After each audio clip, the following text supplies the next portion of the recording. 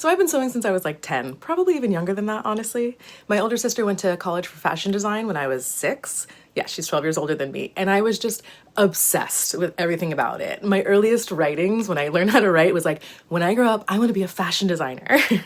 Well, it was that and I want to be an art teacher, which like, hello, I did both, I guess.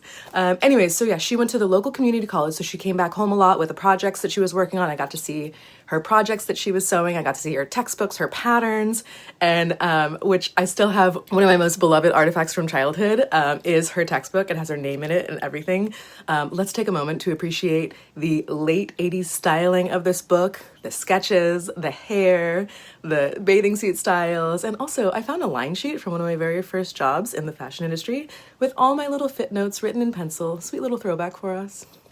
But the wild thing about growing up so heavily immersed in fashion and sewing is I somehow never really got that good at sewing. I went on to go to college for fashion design myself. I learned all the fancy techniques, all the right way of doing everything, and yet still, if you give me a sewing pattern and a few yards of fabric and tell me to make exactly what I see, chances are it will not turn out that well. But instead of fighting that, I eventually just gave up. This newsflash, very few fashion designers are actually sewing their own items. In fact, most of the designers I worked for, as amazing as they were, actually didn't know how to sew at all. But I really just wanted to sew the clothes I sold. So finally, instead of trying to perfect my sewing, I took a look at instead what I was good at, what I could sew, and I tried to figure out how to make clothes that highlighted these skills instead of trying to get better at the things that I just was not getting better at, like welt pockets, zippers, anything involving fusible. None of those things are in my repertoire. So today I want to introduce you to some of the tips and techniques I use in my own work to create garments that look like they're professionally sewn without all the fuss of trying to figure out how to turn a welt pocket. I call this neat sewing for messy makers.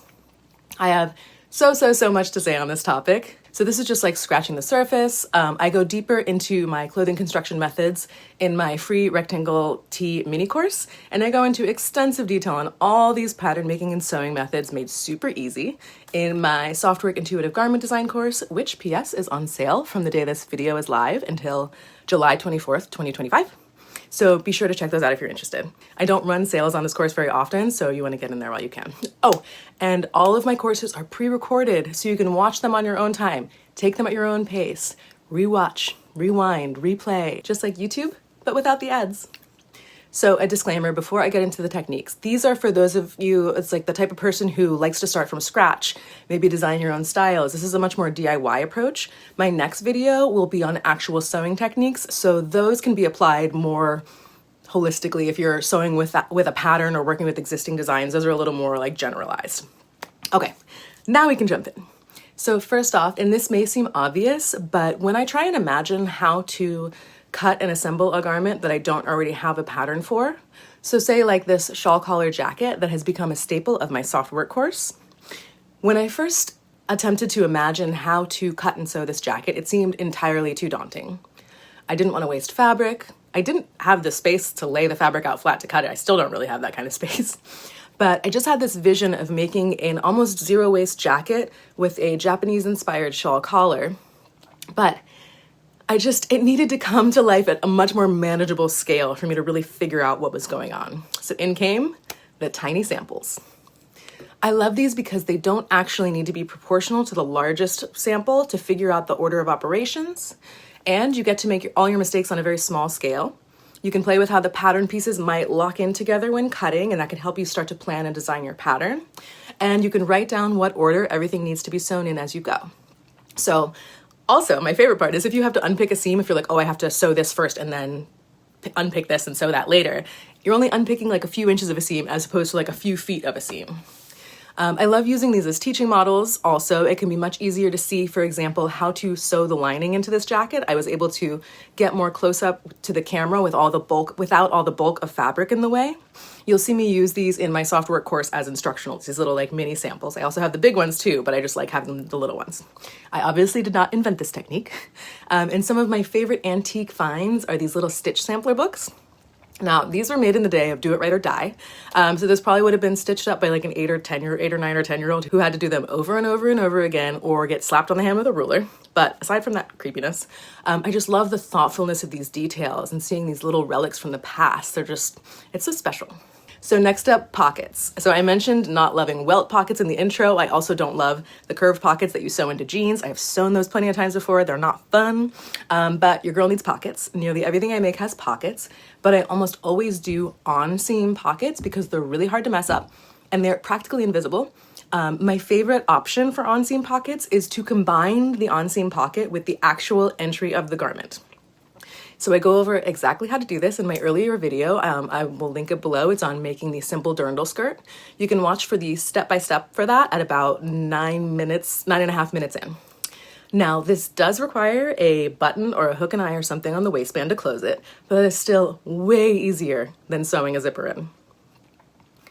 My next tip, because I love reusing scraps, but their random sizing can sometimes make patchworking them challenging, is to work with my patchworking always on grain. So a quick refresher, in case you're unfamiliar with grain lines, here's a little diagram of the anatomy of a fabric. So the selvage edges are on the outside edges. The grain line is an invisible line that runs parallel at any point in the fabric to the selvage edge. And then the cross grain runs perpendicular to this. It's really easy to find if you look at the cut edge of a piece of woven fabric and unravel it a little bit, the grain and the cross grain will always follow the threads of the fabric. This is important because sewing on grain is always going to give you the smoothest finish and it's going to make the seam really nice and neat. So even if I have a bunch of triangular shaped scraps, like this shirt that I'm working on, it's got all these triangle pieces, I still try to match the grain lines to each other so that everything is kind of on grain, and then I almost always organize them into larger rectangular segments so that the longer seams, or at least the solid portions, are on grain. This means the finished patch fabric will drape in a more predictable way, even if some of the smaller patches are a little off grain. I have an entire lesson in my software course on planning garments made for patched fabrics, so I go much deeper into this on all my methods for how to do that in there. So this next tip is not so much for making things neater, but rather just a trick for reducing waste, making things a little more zero waste. So adding a center back seam for A-line garments. So say, for example, this dress, I made this years ago. It's a very A-line fit, so the top is narrow and the bottom is wide. Trying to cut this out as a solid front and back would end up with a lot of wasted fabric on the edges. And you need to purchase like 3 to 5, 6 yards of fabric, depending on your size. Very expensive, very wasteful.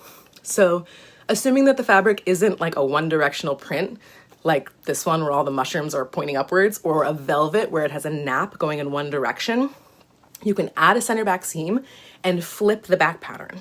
I would cut this always with the fabric on the fold, so folding the fabric in half so the selvage edges meet one another, and then lining up the center front of the pattern with the fold on the front of the fabric, and lining up the center back with the selvage edge, remembering to leave an extra 1/2 inch or so of seam allowance so you can sew that center back. Now, depending on the width of the fabric and the width of the pattern, you may need to slide the pattern pieces a bit, which leaves you with a little more leftover fabric in the corners here, but still infinitely less than trying to cut out the back as a whole piece. And since the center back is lining up with your selvage edge, that means it's going to be on grain and easier to sew. Okay. As usual, I had a whole lot more to say than I had planned, and this is truly just scratching the surface of these methods. You can go more in depth with these sort of easy flowing methods of garment construction in my free Rectangle Team mini course. Sign up for that below. And that is just the tip of the iceberg of the wealth of knowledge that I share in my soft work course, which if you're watching this before July 24th of 2025, you can get the course on sale. I don't put it on sale that often. So if you want to really study the make of cloth and how cloth interacts with the body, if you want to create styles that feel good on your body and allow room to move and breathe, if you want to make clothes that don't frivolously waste fabric or become overcomplicated in design for no actual reason, then soft work is definitely for you. We'll learn simple, non-fitted styles and explore possibilities for making them as close to zero waste as possible. As a fashion industry dropout, I've taken the most important, easiest to apply methods along with me on my journey and left the rest on the cutting room floor. The Rectangle Team mini course and the soft work course with the sale price are both linked up below, and I will be back next week with more of these little tips with a focus on the actual sewing. So what I do at my sewing machine to help me get the best results. All right, bye.